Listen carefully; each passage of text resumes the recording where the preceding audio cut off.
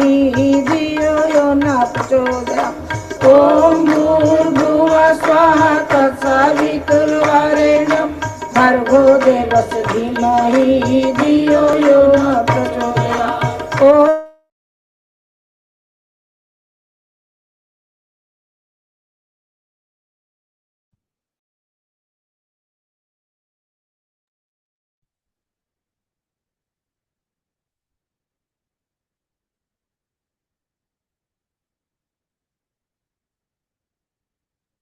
5 minute wait कर लें क्या? अभी लोग आए नहीं आज।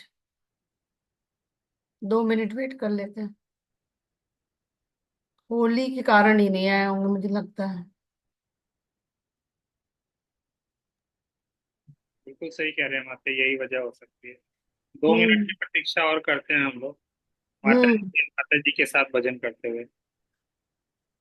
वो वाला लगा दीजिए, संगीत में वाला, उसमें जरा ज्यादा ध्यान होता है। चलिए अब रहने दीजिए, अब 1:31 तो ही, जब तक लगाएंगे करेंगे। आ रहे हैं धीरे धीरे।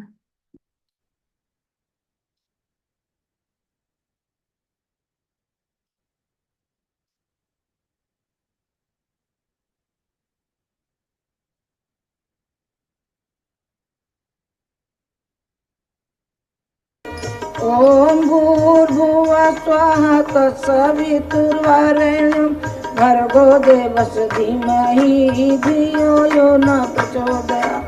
ॐ भूर्भुवः स्वः तत्सवितुर्वरेण्यं भर्गो देवस्य धीमहि धियो यो न प्रचोदयात्। ॐ भूर्भुवः स्वः तत्सवितुर्वरेण्यं भर्गो देवस्य धीमहि धियो यो न प्रचोदयात्।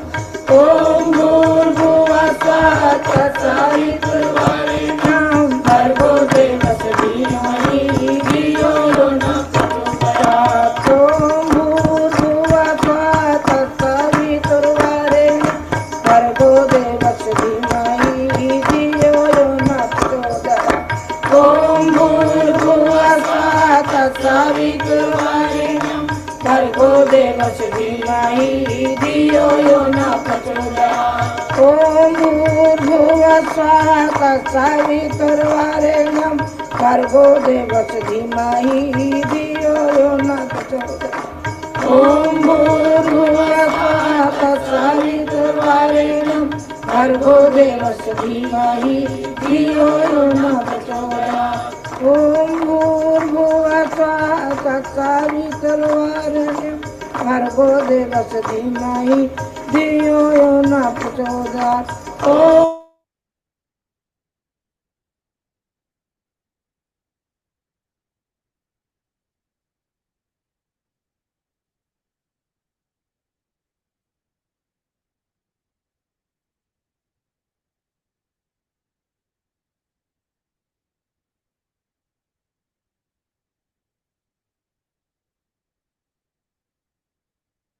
चलिए आरंभ करते हैं आज का स्वाध्याय। यद्यपि आज अटेंडेंस बहुत कम है, सभी को प्रणाम और सभी को होली की बहुत बहुत शुभकामनाएं। ये तो गलत पेज लग गया है।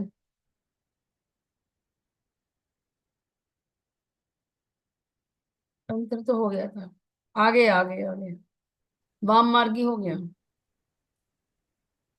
गायत्री, हाँ, द्वारा कुंडलिनी जागरण, यही है, यही यहीं से शुरू है। या तो फिर ऐसा है कि अब जब शुरू होएगा तो फिर इसको रिवाइज कर लेंगे। आज थोड़ा सा पढ़ लेते हैं, जल्दी वाइंड अप कर लेते हैं, क्योंकि आज मुझे लगता नहीं कि अब लोग आज आएंगे। हाँ, एक्चुअली पीछे जो डिले हुआ था, आज जो है इसकी प्रॉपरली रिकॉर्डिंग डाल देंगे तो वो रिवाइज हो जाएगा। जो भी थोड़ा बहुत है वो प्रारंभ करते हैं। हम्म। नहीं तो इससे एक्चुअली ये तो होता है ना कि जो नहीं आए वो तो कोई बात नहीं, लेकिन जो लोग उपस्थित होते हैं उनको थोड़ा सा फिर ये फील होता है कि वो तो इसलिए। बात सही है भैया, लेकिन ये है ना, ये स्वाध्याय ऐसा है, इसमें सबको लेके चलना पड़ता है ना। हम्म। कुछ तो थोड़ा सा तो करते हैं ना, फिर कल दोबारा रिपीट कर। हाँ, कल थोड़ा सा कर लेते हैं, नहीं थोड़ा जल्दी वाइंड अप कर देंगे फिर आज। चलिए कमर सीधी कर ले, नेत्र बंद करें। भाव बनाते हैं। आज होलिका दहन के इस पावन पर्व में हम अपने दोष दुर्गुणों की होली जला रहे हैं। होलिका की इस अग्नि में प्रहलाद के समारे प्रहलाद के समान हमारे अंदर की अच्छाई बचे और समस्त बुराइयां होलिका के साथ दहन हो जाए। परम पूज्य गुरुदेव परम वंदनीय माता जी का ध्यान करते हुए एक बार गायत्री मंत्र। ओम भूर्भुवः स्वाहा तत्सवितुर्वरेण्यं भर्गो देवस्य धीमहि धियो यो नः प्रचोदयात्। ओम गुरुर्ब्रह्मा गुरुर्विष्णु गुरुरेव महेश्वर गुरुरेव परब्रह्म तस्मै श्री गुरुवे नमः। तस्मै श्री गुरुवे नमः। अभी इससे पहले हम लोग ने पढ़ा था गायत्री के द्वारा तंत्र की साधना। गायत्री मतलब सावित्री की साधना। तो गुरुदेव ने कहा कि दो शक्तियां हैं। ब्रह्मा की उपासना से दो शक्तियां उत्पन्न हुई। एक जो चेतन चेतन जगत की संकल्प शक्ति के क्षेत्र में काम करती है, और दूसरी जो परमाणु जगत में सिद्धियां हासिल कराती है। और वो शक्ति ऐसी है सावित्री की, जिसके द्वारा मनुष्य अपनी बढ़ी हुई आत्मिक शक्ति से बिना किसी यंत्र के को इस्तेमाल किए हुए परमाणु जगत में अपना आधिपत्य जमा सकता है। मतलब वो परमाणुओं को परिवर्तित कर सकता है। पर मतलब किसी भी चीज को कैसे भी ट्रांसफॉर्म किया जा सकता है। इसी आधार पर प्राचीन समय पे भिन्न प्रकार के अस्त्र काम करते थे। और जो भारत की बढ़ी चढ़ी स्थिति थी वो इसी शक्ति के ज्ञान के कारण थी। इस शक्ति में मतलब इस शक्ति का ज्ञान भारत में बहुत प्रचुर मात्रा में था और बहुत अच्छी स्थिति में था, मतलब कि हाईएस्ट ऑर्डर का। अब वो ज्ञान विलुप्त हो गया पिछले 2000 साल में। और जो है भी बचा हुआ वो उसका एक अंश मात्र है। वो भी बहुत अपनी शैशव काल में मतलब बचपने में बाल अवस्था जैसा दिखाई देता है। और जिसका कि लोग अधिकतर दुरुपयोग करते हैं। दुरुपयोग क्या करते हैं? किसी को हानि पहुंचानी है, किसी को बीमार करना है, किसी से बदला लेना, उसके लिए यूज करते हैं। बजाय इसके कि उससे लोगों के आम जीवन में किस तरह से परिवर्तन कर सके हम, या उसके सुख सौभाग्य को बढ़ा सके, वो नहीं। तो वो प्राचीन समय में उसी उद्देश्य से होता था वो सावित्री शक्ति का की साधना। लेकिन यहाँ पे गुरुदेव ने लिखा है कि इस पुस्तक में वो नहीं चाहते कि इस शक्ति के बारे में डिटेल नॉलेज पाठकों को दी जाए, क्योंकि लोग अभी ऐसा नहीं है कि पता चला वो उसको ट्राई करने बैठ गए, तो बिना किसी समर्थ गुरु की डायरेक्शन के आप स्वयं इसको ना करें। और गुरुदेव को भी अगर किन्हीं लोगों से इसको इस साधना को वो देना चाहते हैं उनको, तो वो उनसे मतलब सूक्ष्म स्तर पे उनसे अपने संवाद स्थापित करके उनको डायरेक्शन दे करके वो करते हैं। और आज भी ऐसे लोग हैं जो इस तंत्र विद्या को जानते हैं, पर वो गुरुदेव की कृपा से। आगे हम पढ़ते हैं गायत्री द्वारा कुंडलिनी जागरण। शरीर में अनेक साधारण और अनेक असाधारण अंग हैं। असाधारण अंग जिन्हें मर्म स्थान कहते हैं, केवल इसलिए मर्म स्थान नहीं कहे जाते कि वो बहुत सुकोमल एवं उपयोगी होते हैं, वरन इसलिए भी कहे जाते हैं कि इनके अंदर गुप्त आध्यात्मिक शक्तियों के महत्वपूर्ण केंद्र होते हैं। इन केंद्रों में वे बीज सुरक्षित रखे रहते हैं, जिनका उत्कर्ष जागरण हो जाए तो मनुष्य कुछ से कुछ बन सकता है। इसीलिए कहते हैं ना कि मनुष्य जो है, मनुष्य जीवन को क्यों विशेष बताया गया है कि मनुष्य मानव तन जो है वो बड़ा ही कहना चाहिए बहुत ही रहस्यमय है। जितना साइंस ने डिस्कवर कर लिया वो उतना नहीं है। केवल साइंस ने जितनी नस नाड़ियां, ब्लड वेसल्स, नर्व्स, ऑर्गन्स, ये सब डिस्कवर कर लिया और उसको डिसेक्शन करके देख लिया। नो, बियॉन्ड दैट, जो हमें प्रत्यक्ष रूप से नहीं दिखाई देता, जो अदृश्य है, उसमें भी इतने सारी इतना कुछ शक्तियां विभूतियां इसी शरीर में भरी पड़ी हैं, जिसको कि हम मतलब ध्यान ही नहीं देते। यही इसी को तो कहते हैं ना कि हम तो अपने लक्ष्य से ही विमुख हो गए हैं। हम अपना सोर्स भी भूल गए कि हम कहाँ से आए हैं, और हमको ये भी नहीं पता कि हमको जाना कहाँ है, और हमारा लक्ष्य क्या और हमारे क्या साधन है। क्योंकि क्यों कहा जाता है कि मनुष्य तन इतना अ, अद्भुत एक मतलब जो है आपको उपहार मिला है, आपने कई सारी योनियों के बाद। तो इसमें आप क्या कर सकते हैं, ईश्वर की प्राप्ति कर सकते हैं। जो कुछ भी ब्रह्मांड में हो रहा है वो इस शरीर के अंदर भी हो रहा है। और जैसे गुरुदेव इसमें बता रहे हैं कि कुछ ऐसे अंग होते हैं जिन्हें मर्म स्थान कहते हैं, क्योंकि उसके अंदर सुप्त अवस्था में आध्यात्मिक शक्तियां पड़ी हुई होती है बीज रूप में, जिनका उत्कर्ष जागरण हो जाए तो मनुष्य कुछ से कुछ बन सकता है। जागरण कौन करेगा, स्वयं मनुष्य करेगा। पर पता तो हो पहले, कभी तो पढ़ाया नहीं गया ये तो। इसमें उसमें आत्मिक शक्तियों के स्रोत उमड़ सकते हैं, और उस उभार के फलस्वरूप वह ऐसी अलौकिक शक्तियों का भंडार बन सकता है जो साधारण लोगों के अलौकिक आश्चर्य से कम प्रतीत नहीं होती। ऐसे मर्म स्थलों में मेरुदंड या रीढ़ का प्रमुख स्थान है ना, रीढ़। इसीलिए मेरुदंड कितनी प्रोटेक्टेड होती है, जो जितना इम्पोर्टेंट स्थान होगा वो उतना ही प्रकृति के द्वारा प्रोटेक्टेड होगा। तभी तो हमारे जो मेरुदंड होता है वो उसके वर्टिब्रास के बीच में होता है वो। ये शरीर की आधारशिला है, ये शरीर की आधारशिला है ना। क्योंकि ये इसमें अगर कोई भी वो आ जाए, कहना चाहिए कोई बीमारी आ जाए, कुछ आ जाए, तो आदमी सीधे ही नहीं खड़ा हो पाएगा।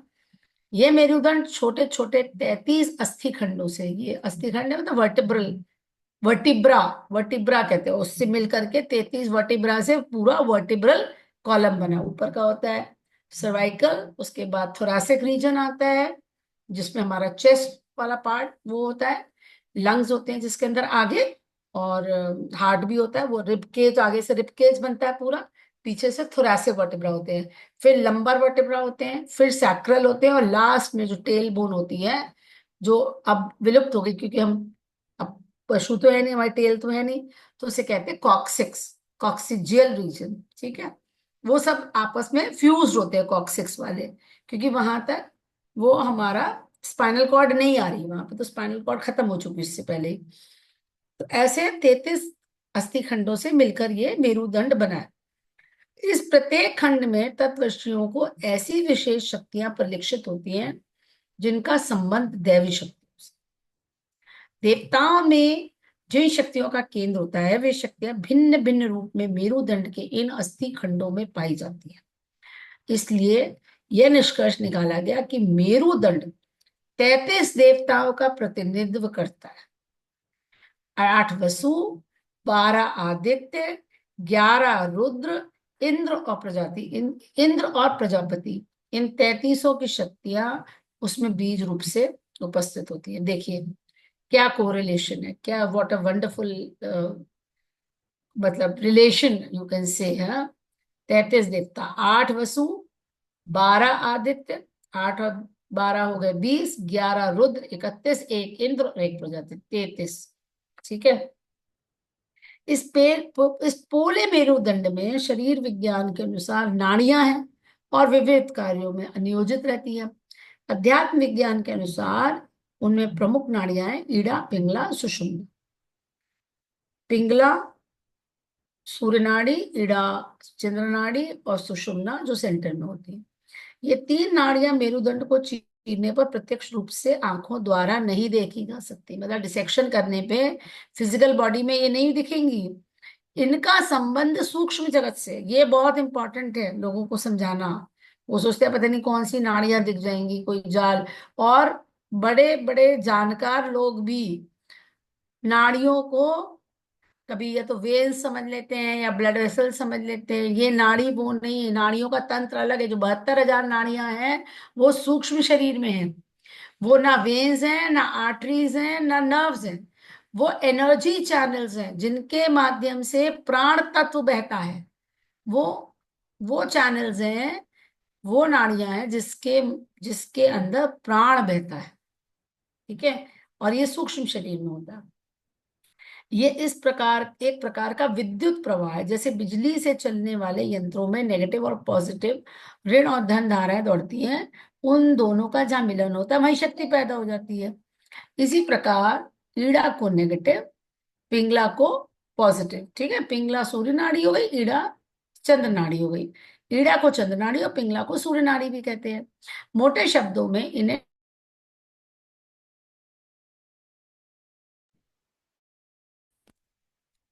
मेरी आवाज आ रही है? पता नहीं क्या कह रहा है। ठीक आ रही है? आ रही है। अच्छा, आ रही है। वो एक मैसेज आ रहा था लिख के, चेक योर वॉइस। आ रही है। आ रही है। इन तीन मेरी, हाँ, ये तीन नाड़ियां मेरुदंड को छूने पर प्रत्यक्ष रूप से आंखों द्वारा नहीं दिखाई जा सकती। इनका संबंध सूक्ष्म जगत से है। ये एक प्रकार का विद्युत प्रवाह है। जैसे बिजली से चलने वाले यंत्रों में नेगेटिव और पॉजिटिव, ऋण और धन धाराएं होती हैं, दौड़ती हैं, उन दोनों का जहां मिलन होता है वह शक्ति पैदा हो जाती है। इसी प्रकार ईड़ा को नेगेटिव, पिंगला को पॉजिटिव कह सकते हैं। ईड़ा को चंद्र नाड़ी और पिंगला को सूर्य नाड़ी भी कहते हैं। मोटे शब्दों में इन्हें ठंडी गर्म धाराएं कहा जा सकता है।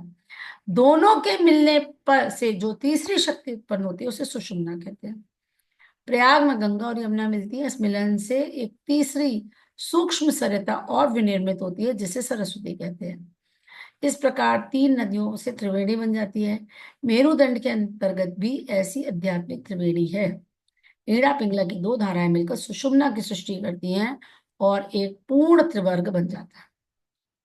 ये त्रिवेणी ऊपर मस्तिष्क के मध्य केंद्र से, यहां से ब्रह्मरंध्र से सहस्त्रार कमल से संबंधित, ये ऊपर फैल जाती है ऐसे करके और सहस्त्रार बन जाता है ना यहाँ पे।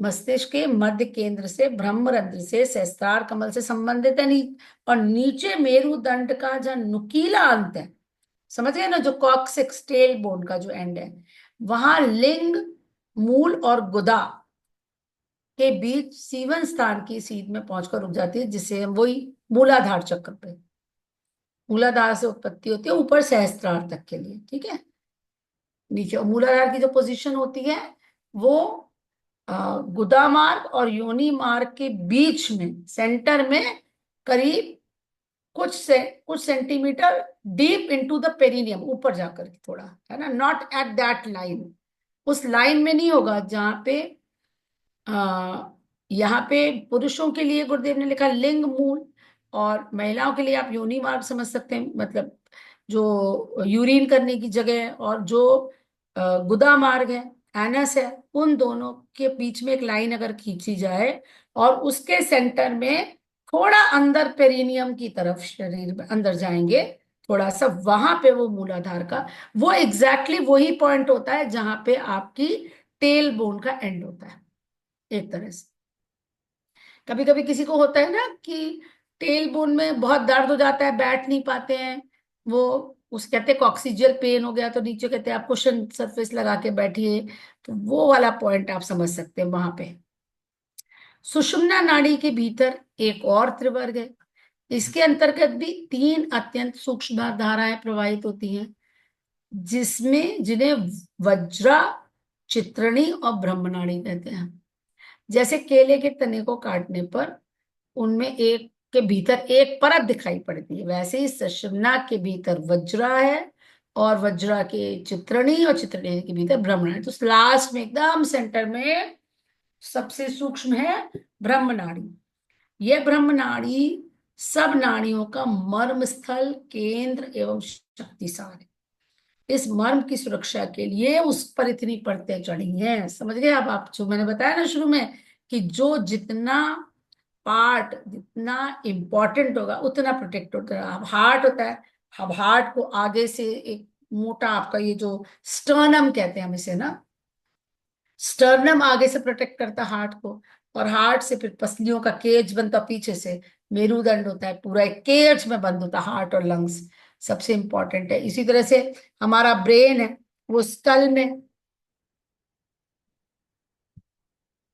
एक सेकंड मुझे कॉल लेना पड़ेगा। हेलो, कौन बोल रहा है?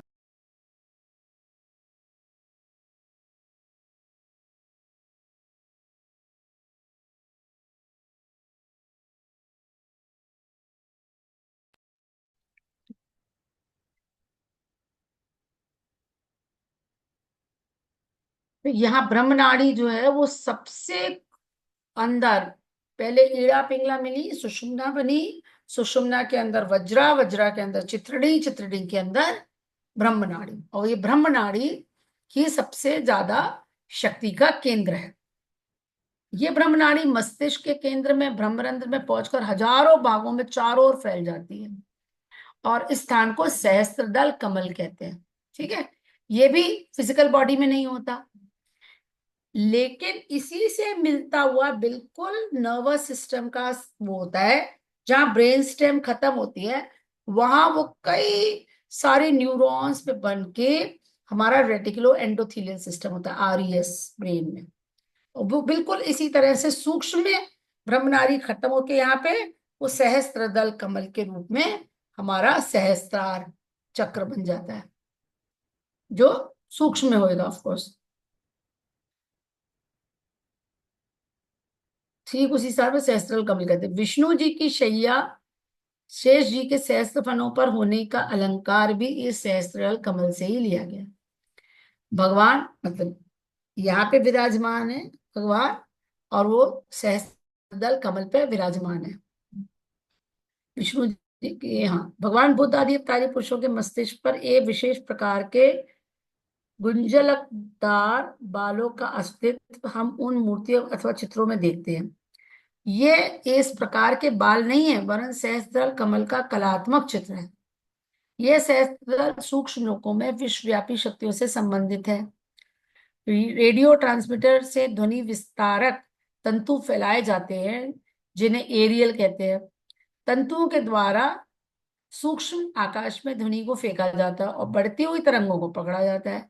मस्तिष्क का एरियल सहस्त्रार कमल है, एक तरह का एरियल है, जैसे एरियल यूज करते हैं ना, उसी से ट्रांसमिशन भी होता है, उसी से रिसीवर भी होता है ना। तो वही यही है, यहाँ से तरंगे बाहर भी जा रही है, और यहाँ से बाहर के ब्रह्मांड के विचारों को ये कैच भी कर रहा है, मैसेजेस को कैच कर रहा है।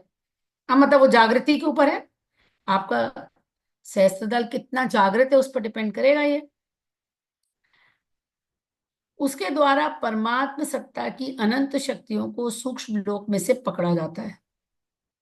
जैसे भूखा अजगर जब जागृत होकर लंबी सांसें खींचता है, तो आकाश में उड़ते पक्षियों को अपनी तीव्र शक्ति से जकड़ लेता है, और मंत्र मुग्ध की तरह खींचते हुए अजगर के मुंह में चले जाते हैं। उसी प्रकार जागृत हुआ सहस्त्रमुखी शेषनाग सहस्त्रार कमल अनंत प्रकार की सिद्धियों को लोकांतरों से खींच लेता है। जैसे कोई अजगर जब क्रुद्ध होकर विषैली फुफकार मारता है, तो एक सीमा तक वायुमंडल को विषैला कर देता है, उसी प्रकार जागृत हुए सहस्त्रार कमल द्वारा शक्तिशाली भावना तरंगे प्रवाहित करके साधारण जीव जंतुओं एवं मनुष्य को ही नहीं, वरन सूक्ष्म लोगों की आत्माओं को भी प्रभावित और आकर्षित किया जा सकता है। शक्तिशाली ट्रांसमीटर द्वारा किया हुआ अमेरिका का ब्रॉडकास्ट भारत में सुना जा सकता है। शक्तिशाली सहस्त्रार द्वारा निक्षेपित भावना प्रभावी लोकांतरों के सूक्ष्म तत्वों को हिला देता है। तो ये आत्मिक शक्ति का स्तर है। अगर हमने इस शक्ति को जागृत कर लिया, तो सहस्त्रार से आप केवल आसपास ही नहीं, अनेक लोगों तक मैसेज भेज सकते हैं, और अनेक लोगों से आप मैसेज ग्रहण भी कर सकते हैं। तो शक्ति का केंद्र है ये। उस शक्ति को जागृत करना मतलब एक्चुअली पर्पस ही यही है मनुष्य जीवन का। तो कुंडलिनी जागरण और थोड़ी ना कुछ है। कुंडलिनी जागरण का मतलब हो गया आत्मा का परमात्मा से मिलन। तो कुंडलिनी जब मूलाधार से राइज करती हुई जा करके यहाँ पर जा करके पूरी मिल जाती है, तो वही एक वही वाली मतलब वर्डन जो कि अलंकारिक आत्मा और परमात्मा का मिलन का ही है सब। सारा जो सिस्टम बनाया गया है वो इसी उसे बनाया गया है। अंदर ही होएगा, मतलब जो कुछ भी होना है शरीर के अंदर ही घटित होना है, आपको ही फील होना है सब कुछ, बाहर कुछ नहीं होना है। तो इसीलिए अंदर ही करना है, जो कुछ भी एक्सपेरिमेंट करना है वो अपने अंदर ही करना है। कहीं बाहर देखने से कुछ नहीं होगा, सब अंदर। इंद्रियों को भी अंदर ही डायरेक्ट करना है, क्योंकि जो कुछ भी होना है वो शरीर के अंदर ही होना है। सब कुछ जो है वो यही है अंदर। सारे भगवान भी इसके अंदर हैं, सारी शक्तियां भी इसके अंदर हैं। हाँ, उनको बस केवल हमको जागृत करने की आवश्यकता है, और उसके लिए बहुत ही संयमित, सदी हुई निरंतर साधना। लेकिन अपनी साधना से कुछ नहीं होता, केवल गुरु कृपा से ही सब कुछ संभव है। इतना जानकारी कर लेने के लिए काफी है, लेकिन अल्टीमेटली करना सब गुरुदेव को है। अब मेरुदंड के नीचे के भाग को, मूल को सुन लीजिए। अभी तो उन्होंने बताया सहस्त्रदल का, साइंस बताई पूरी है। अब मेरुदंड के नीचे के भाग को, मतलब मूल जो है वो लीजिए। सुषुम्ना के भीतर रहने वाली 3 नाड़ियों में सबसे सूक्ष्म ब्रह्मनाड़ी मेरुदंड के अंतिम भाग के समीप एक काले वर्ण के षटकोण वाले परमाणु से लिपट कर बंध जाती है। जैसे सर्प लिपटा होता है ना, इसे कहते हैं कुंडली। कुंडलिनी की जो वो है, कंपैरिजन है, वो लिपटे हुए सर्प से करा जाता है। तो वो एक षटकोण के परमाणु से लिपटकर अंत में लिपटकर बन जाती है। छप्पर को मजबूत बांधने के लिए दीवार में खूंटे गाड़ते हैं, और उन खूंटों में छप्पर से संबंधित रस्सी को बांध देते हैं। इसी प्रकार उस षटकोण कृष्ण वर्ण परमाणु से ब्रह्मनाड़ी को बांधकर इस शरीर से प्राणों के छप्पर को जकड़ देने की व्यवस्था की गई है। कूर्म से ब्रह्मनाड़ी के गुंथन स्थल को, कूर्म जो है प्राण में, कूर्म से ब्रह्मनाड़ी के गुंथन स्थल को आध्यात्मिक भाषा में कुंडलिनी कहते हैं। जैसे काले रंग का होने से आदमी का नाम कलुआ भी पड़ जाता है, वैसे ही कुंडलाकार बनी हुई इस आकृति को कुंडलिनी कहा जाता है। उसके आकार के कारण उसे कुंडलिनी कहा जाता है। ठीक है, वो लिपटी हुई होती है उस षटकोण वाले एक परमाणु से। ब्रह्मनाड़ी एंड में जाकर के, एकदम लास्ट में, बिल्कुल टेल बोन के एंड पे इस ये 3.5 लपेटे हुए, ये 3.5 लपेटे, 3 फुल राउंड, आधा, एक मतलब आधा राउंड एक और, 3.5 लपेटे उस कोर में लगाए हुए हैं, और मुंह नीचे को है। विवाह संस्कारों में इसी की नकल करके भावर या फेरे होते हैं। 3.5 सुविधा की दृष्टि से 4 परिक्रमा किए जाने और मुंह नीचा किए जाने का विधान इस कुंडलिनी के आधार पर ही रखा गया है, क्योंकि भावी जीवन निर्माण की व्यवस्थित आधार शिला पति पत्नी का कूर्म और ब्रह्म नाड़ी मिलन वैसा ही महत्वपूर्ण है जैसा कि शरीर और प्राण को जोड़ने में कुंडलिनी का महत्व है। इस कुंडलिनी, मेरे ख्याल से तो इसको फिर से हम लोग पढ़ेंगे तब और ठीक से समझ में आएगा। आज इसको यहीं पे छोड़ देते हैं, क्योंकि ये, इसको फिर से ही पढ़ना ही चाहिए एक बार। और हाँ, दोबारा पढ़ना पड़ेगा इसको, ये हाँ, थोड़ा ये बारीकी थोड़ा सा है। है ना, थोड़ा डीप है, बहुत डीप है ये। हम्म। अगली बार हम लोग संभवतः सोमवार को एकत्र होंगे, और यदि हाँ सौभाग्य से डॉक्टर साहब भी होंगे तो और प्रकाश डालेंगे इस पर। हाँ, तो डॉक्टर साहब से कहेंगे कि इसको और पढ़ के आएंगे वो तैयार करके, तो ज्यादा अच्छा रहेगा। इसको और अच्छे से वो समझाएंगे फिर, ठीक है, क्योंकि काफी डीप टाइप का है ये। अब थ्योरी, एक्चुअली क्या है ना, ये ये चीजें थोड़ी अनुभव वाली चीजें हैं, तो इसको थ्योरेटिकली समझना भी उतना इजी नहीं है। लेकिन सारी बातों के मूल में एक ही चीज समझ में आ रही है, आपने अभी थोड़ी देर पहले जो कहा था कि पढ़ने के लिए, ज्ञान के लिए तो सब कुछ ठीक है, लेकिन मुख्यतः हमारा समर्पण और गुरुदेव के द्वारा किया गया यही वही सब। बेस लाइन तो यही है, इसको तो अंडरलाइन ही कर लीजिए, और इसके अलावा कुछ भी नहीं है जीवन में। इसको बिल्कुल बिल्कुल अच्छे से अंडरलाइन कर लीजिए, और बस समझ लीजिए गुरुदेव मिल गए, तो बस इससे बड़ा और कोई सौभाग्य नहीं है। बस जिसका समर्पण करते जाएं, आगे बढ़ते, जब जैसी पात्रता तो भी चाहिए होगी ना, वो उनको मालूम है, हमें स्वयं अपनी पात्रता नहीं मालूम, कितने छेद हैं, तो करके भी क्या कर लेंगे। और उसमें पता चला जीवन, बहुत बहुत टिपिकल चीज होती है ये। लोग, गुरुदेव बहुत गुस्सा करते थे कुंडलिनी जागरण के नाम से। कुंडलिनी जागरण करनी हो तो पागल हो जाएगा। एक किसी शिष्य ने कहा था कुंडलिनी जागरण करनी है, उन्होंने फिर सबसे पूछा कितने लोग, सबने अपने हाथ उठा दिया कितने लोगों ने। फिर उन्होंने बहुत डांटा, उन्होंने कहा कुंडलिनी जागरण जानते भी हो क्या है, पागल हो जाओगे भी, मतलब आपका लेवल भी होना चाहिए ना।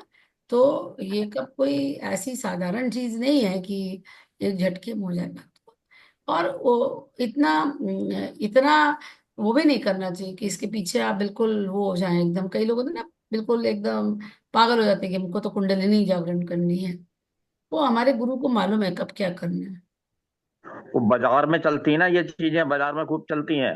जी जी जी। मजाक का मतलब, हाँ, हम्म, ये कहते हैं इतना ये और कुंडली जागृत कर देंगे, ये कर देंगे, वो हाँ करते हैं, तो मेरा लोग भ्रमित हो जाते हैं उस चक्कर हाँ। में। क्योंकि क्योंकि भाई साहब यही है ना, क्योंकि अभी तक लोगों को अध्यात्म का सच्चा स्वरूप ही नहीं पता है।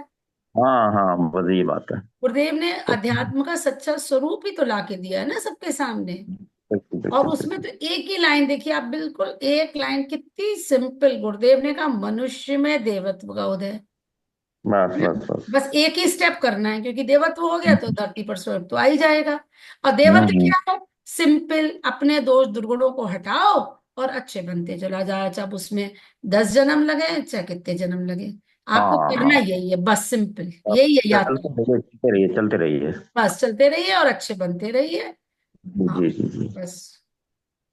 एक चलिए। तो लाइन में हम लोग गुरुदेव मंडल। ने, केवल एक साधारण सी लाइन में गुरुदेव ने कहा कि जिस प्रकार हमने एक ही वो पकड़ा कि करिष्ये वचनम तब, यानी गुरु ने जो कहा है बस वही सब कुछ। तो हम लोग भी थोड़ा सा वही प्रयास करने का मतलब। बस तो करत हम करत लोग अभ्यास मंडे को करें। मिलेंगे अब? क्यों? अब हम लोग मिलेंगे सोमवार हाँ, को। मंडे को? हाँ ठीक है। कल हाँ। छुट्टी रहेगी? कल छुट्टी भाई साहब, ऐसा हो सकता है ना कल हाँ, कोई आना जाना ठीक हो है, जाए घर ठीक में है, तो। ठीक है, ठीक है, ठीक है, ठीक है। हाँ, कोई दिक्कत नहीं क्योंकि है। आज भी देखिए अटेंडेंस कम रही, आज 50% अटेंडेंस है। जी जी, कोई कोई नहीं। तो ये ठीक है, वाला अच्छा, पार्ट भी प्रणाम। थोड़ा वैसा है कि इसको अब आगे बढ़ाए, तभी जब सब लोग हों जी तो जी जी अच्छा जी। रहेगा, है ना। ठीक। ठीक है। इसको ठीक फिर से ठीक है, पढ़ेंगे, सब वहीं से पढ़ेंगे फिर से कुंडलिनी जी जी। जागरण से। ठीक है, सभी को कि प्रणाम सभी पुनः परिजनों सबको। को ढेर सारी होली की होली की हाँ मंगल। हाँ, शुभकामनाएं होली की सभी को। शुभकामनाएं, होली की शुभकामनाएं, बहुत बहुत। चलिए। ठीक है, सभी को प्रणाम।